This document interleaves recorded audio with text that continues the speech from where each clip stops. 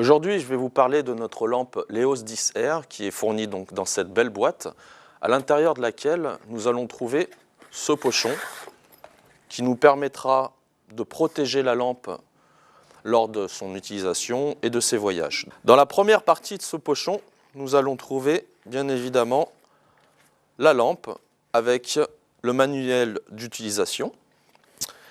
Et dans la deuxième partie, nous allons trouver le chargeur. Un chargeur se trouve effectivement dans ce pochon puisque nous sommes en présence de Leos 10R dont le R signifie rechargeable. L'avantage de cette lampe rechargeable, c'est qu'il n'y a pas besoin de dévisser ou de l'ouvrir pour justement fixer le chargeur. Comme nous le voyons ici, nous avons une connexion extérieure qui nous permet simplement de mettre ici en face la prise et ensuite de charger sur secteur. Après chaque plongée, pensez à bien rincer la connexion afin d'établir un contact correct avec le chargeur. Lorsque cette lampe est complètement déchargée, vous avez besoin seulement de 4 heures pour la recharger complètement, ce qui vous donnera ensuite une autonomie d'utilisation de 2 heures et demie. Chose très importante au niveau de cette lampe, à l'intérieur vous avez en fait des composés électroniques qui vous permettent d'avoir une stabilisation de l'intensité lumineuse pendant toute l'utilisation.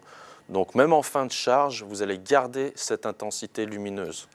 Cette lampe est composée d'un tube en aluminium anodisé à un poids total de 700 grammes et fait en longueur 21 cm. Chose importante, au niveau de son poids et de son volume, on va avoir en fait un parfait équilibre et donc une flottabilité neutre en plongée.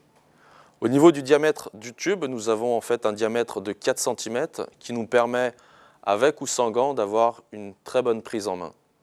Au niveau de la couronne, vous pouvez voir qu'on a un interrupteur qui nous permettra du coup de bloquer cette couronne et d'éviter que la lampe s'allume par inadvertance. Le système d'interrupteur sur cette lampe est un interrupteur magnétique qui évite en fait d'avoir un lien entre l'intérieur et l'extérieur et éventuellement du coup un risque de passage d'eau. Pour allumer la lampe, c'est très simple, on utilise effectivement cette couronne, on voit qu'on a des marquages pour placer simplement le pouce et tourner gauche et droite pour allumer ou éteindre la lampe avec ou sans gants. À l'arrière de cette lampe, nous allons trouver donc une dragonne pour l'attacher et régler au niveau du poignet et ainsi éviter de la perdre lors de la plongée.